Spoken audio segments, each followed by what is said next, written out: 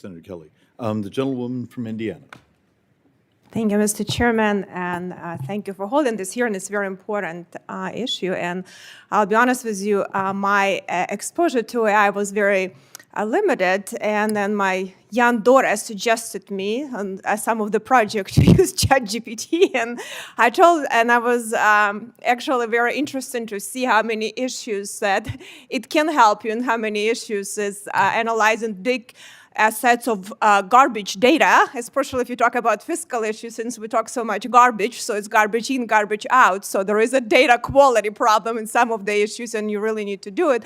So I think it was my interest in observations. But I wanted to ask you a few questions, what is really, and I think I truly believe there is enormous opportunity to improve productivity with AI. And I think there is enormous opportunities, but opportunities come with potential risks. And one of the risks I see that we have more and more larger companies with more resources to be able to utilize a lot of issues. We give more subsidy to larger companies, and smaller businesses struggling more and more.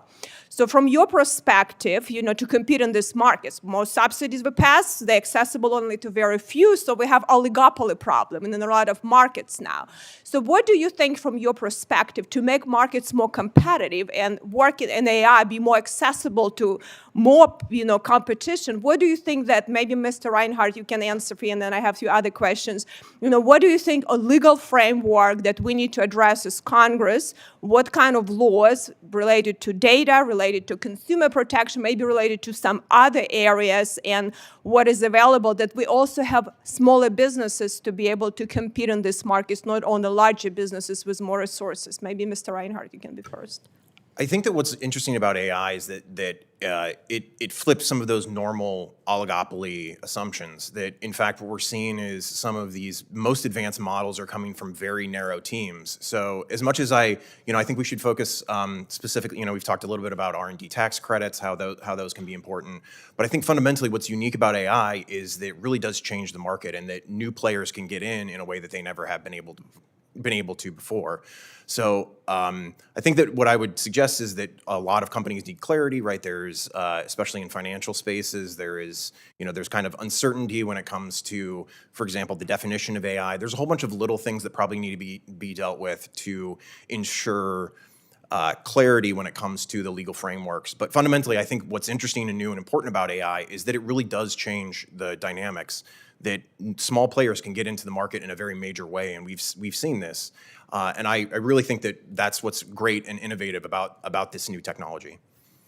And then maybe, Mr. Demasi and Bird, maybe you can follow up. You're business people, right? So you tell me, what are your perspective? Is there some legal framework issue we need to address that makes sure that we have competitive? Because government need to protect your rights to life, liberty, and property. And we haven't done the greatest job doing that. And then you create a framework for competition. This is what you really to do. Not decide winners and losers, who get subsidies, who get credits, who gets all of this. And we give a lot of subsidies, and usually they don't equally, spread. And that's why create more distortion on the market. So I wanted to see if you have some other things. And another question, maybe both of you can mention, how we can make sure that our younger generation, which is really probably much better than we are in some ways, but in some ways is not, because they really rely so much on technology, have a proper skills that AI actually improve productivity, not actually becoming something that replaced and they become not capable to do something. Maybe you can both add something to that. Sure, I'll take a crack at that. I'm in the quantum computing business, and quantum computing, we should think about as really the final frontier of the computing revolution that's been going for 80 years. We're an applied science company, fundamentally. So I always like to say that we're not focused on helping kids cheat on their homework, right?